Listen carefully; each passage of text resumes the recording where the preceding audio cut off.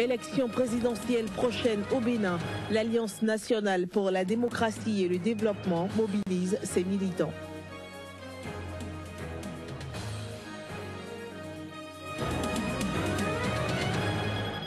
Toujours dans le cadre du scrutin du 28 février au Bénin, Porto Novo découvre le contenu du projet de société du candidat Pascal Irené Koupaki.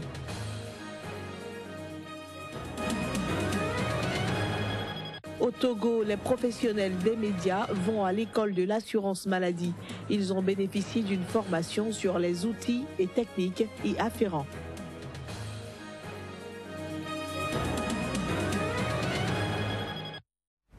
Bonjour chez vous, bienvenue dans cette nouvelle édition du journal sur SICA. Présidentielle 2016 au Bénin, plus la date approche, plus la fièvre monte dans le rang des populations et politiques. Pour obtenir une plus grande cote de popularité à leurs candidats, l'Alliance nationale pour la démocratie et le développement opte pour la sensibilisation de ses militants. Reportage. Les petits plats sont mis dans les grands par chaque camp politique pour accéder à la victoire au terme du scrutin du 28 février prochain. C'est dans ce cadre que l'AND s'active pour favoriser au maximum son candidat Sébastien Germain Adjavon. Les membres de cette alliance politique ont donc parcouru le week-end des localités de la commune de Calavi. Votre alliance a jeté son dévolu sur le candidat Sébastien Germain Adjavon, que nous avons baptisé de Sebo, ici même à Calavi. Parmi tous les candidats, nous avons côtoyé les uns et les autres. Celui qui a attiré beaucoup plus notre attention, c'est Sébastien Adjavon. Parce qu'il est beaucoup plus accessible, il est sensible au sous-emploi des jeunes, au chômage des jeunes.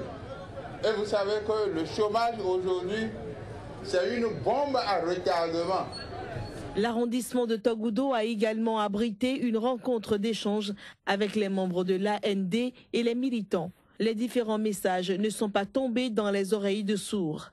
Nous sommes prêts à Togoudo à vous accorder notre suffrage, mais nous ne demandons que votre aide. L'ensemble de la population, des sages, des femmes, des jeunes de Togoudo vous témoignent toute leur gratitude et leur soutien indéfectible. Le répondant de leur candidat favori n'a pas tari de loges et de reconnaissance au bénéfice de Sébastien Germain Adjavon. Ce que le peuple veut, Dieu veut. Le président Sébastien Adjavon, c'est un homme qui sait ce qu'on appelle entreprendre. Et il a dit qu'il va nous apprendre à grandir et à développer ce pays.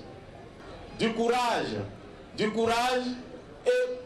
abnégation pour la victoire du 28 février 2016. L'AND, pour la victoire de son candidat, est prête à se dépenser davantage. Restons toujours dans ce registre pour dire que la pré-campagne bat son plein à quelques semaines de la présidentielle. Les soutiens en faveur du candidat Sébastien Germain Adjavon se multiplient.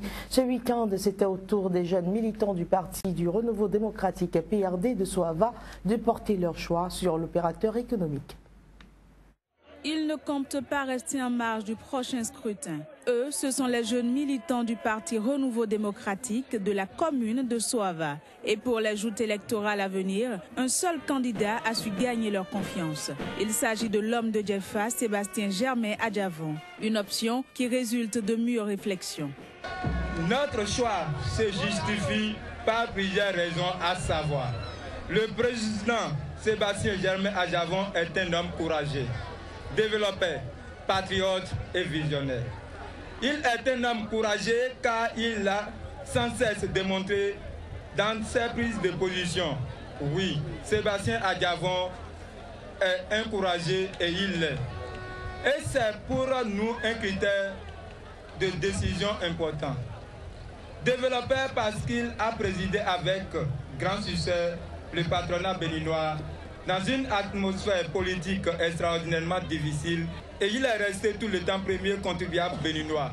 Également, il fait partie des premiers opérateurs économiques à démontrer aux jeunes qu'ils devaient prendre leur destin en main. Ces jeunes entendent ainsi démontrer que tous les militants du parti Renouveau démocratique n'approuvent pas le choix du président de leur parti.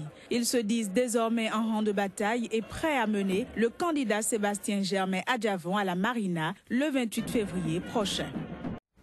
La capitale Porto Novo a accueilli dimanche Pascal Irené Koupaki. Le candidat du Rassemblement Nouvelle Conscience est allé présenter aux électeurs le contenu de son projet de société. Les grands axes du dit projet avec Pascal Irené Koupaki suivent des propos recueillis par Joël Yetonji et Juste Rissou. Le Bénin sera une école, pays-école pour tout le monde. Moi-même, j'ai besoin d'apprendre. Parce que je peux parler le fond, mais je ne peux pas lire et écrire le fond. Alors que le développement est fondé sur la culture, sur l'identité culturelle de l'acteur de développement. D'hier à aujourd'hui, le Bénin sera une école, pays-école pour tout le monde. Moi-même, j'ai besoin d'apprendre. Parce que je peux parler le fond, mais je ne peux pas lire et écrire le fond. Alors que le développement est fondé sur la culture, sur l'identité culturelle de l'acteur de développement. Donc il y a quelque chose qui nous manque. Le projet de société répond à cette attente. Nous avons une mentalité de fonctionnaires, héritée de la colonisation. Aujourd'hui, nous devons dépasser cette étape et avoir une mentalité de gagneur, d'entrepreneur. À côté du Bénin apprenant, on doit avoir le Bénin entreprenant. Mais la compétition entre les nations, entre l'Afrique et le monde, entre les pays africains, cette compétition est telle que si nous ne découvrons pas de nouvelles technologies, si nous n'utilisons pas nos valeurs endogènes ou nos savoirs endogènes, nous serons en retard de développement. Par conséquent, nous devons innover. Et c'est ça le Bénin innovant. La fondation, c'est la gouvernance éthique et de qualité totale. Nous avons deux escaliers. Le premier escalier, c'est la promotion de la révolution et de l'économie numérique. On ne peut plus rien faire sans le numérique aujourd'hui. L'escalier numéro 2, c'est la promotion de l'emploi et de la protection sociale. Au Tchad, la prochaine élection présidentielle aura lieu le 10 avril 2016.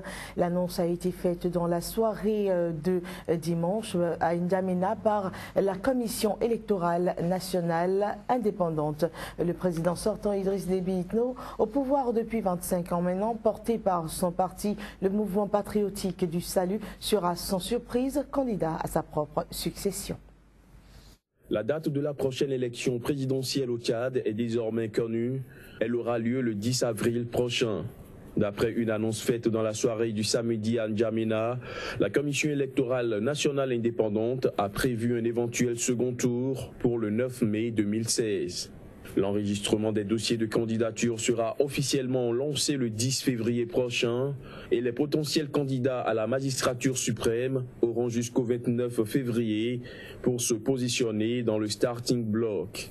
L'actuel président Idriss Déby Itno, au pouvoir depuis 25 ans, après avoir renversé Hissène Habré en 1990, va briguer un autre mandat. Il doit être désigné comme candidat le 6 février prochain par son parti, le Mouvement patriotique du salut, MPS.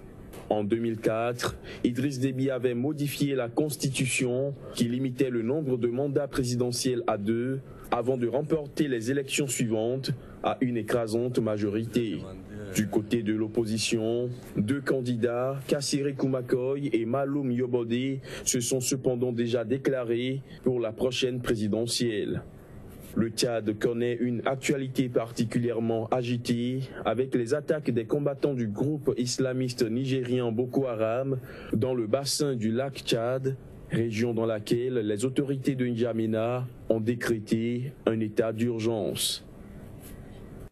Cap sur le Togo à présent pour dire que les professionnels des médias sont allés à l'école de l'assurance maladie. Eh bien, les journalistes ont bénéficié en effet d'une formation sur les outils et techniques dans ce domaine. Pour plus de précision, nous retrouvons notre correspondant Ferdinand Gadé. Plus d'une vingtaine de professionnels des médias au Togo ont été à l'école de l'Institut national d'assurance maladie, INAM, une structure publique mise en service depuis le 1er mars 2012. Nos attentes en venant à cet atelier, c'est d'être beaucoup plus outillés, de connaître un peu comment l'INAM fonctionne, quelles sont les différentes maladies et les différents produits pris en charge par cet institut et à quelle hauteur les assurés peuvent payer l'INAM. Ensuite de cela, il y a un certain nombre de préoccupations, des questions que les citoyens se posent et dont nous ferons les interlocuteurs auprès de l'Institut national d'assurance maladie. Et c'est à juste titre que la direction générale de l'INAM a décidé de former pendant 48 heures ces professionnels des médias sur les outils et les techniques de l'assurance maladie. Continuons dans notre lancée, à savoir permettre aux hommes de médias de disposer d'informations, d'une connaissance qui permettent d'apprécier, d'analyser et surtout de rechercher l'information à mettre à disposition des assurés de la population. Nous avons jugé utile de nous asseoir avec eux, d'avoir une rencontre spéciale qui n'est pas celle de leur donner des informations pour aller transmettre tout de suite, mais de renforcer leurs capacités. Cette initiative vise aussi la création d'une relation entre les médias et l'INAM, une relation que les responsables de l'institution envisagent promouvoir et entretenir pour plus de visibilité de leurs actions. C'est dans un débat d'échange d'idées que les deux experts en assurance maladie venus du Bénin et de l'Allemagne, la directrice générale et les professionnels des médias ont débattu des différents thèmes retenus pour cet atelier dont les travaux ont pris fin ce 22 janvier. Puis au Burkina Faso, 11 membres de l'ex-régiment de sécurité présidentielle ont été arrêtés. L'annonce a été faite par les autorités burkinabè. Ces arrestations interviennent dans le cadre de l'enquête sur une attaque contre un dépôt d'armes perpétré vendredi dernier. En effet, l'armurerie militaire située à la périphérie de Ouagadougou a fait l'objet d'un raid vendredi, quelques jours après un attentat djihadiste qui a fait 30 morts dans la capitale burkinabè. Selon l'armée, la recherche de suspects se poursuit. Il faut préciser que les assaillants ont été identifiés comme un groupe d'hommes de l'unité fidèle au président Blaise Compaoré. Voilà qui vient mettre un terme à cette édition. Mesdames et messieurs, merci à vous de nous avoir reçus chez vous. Agréable journée en compagnie de nos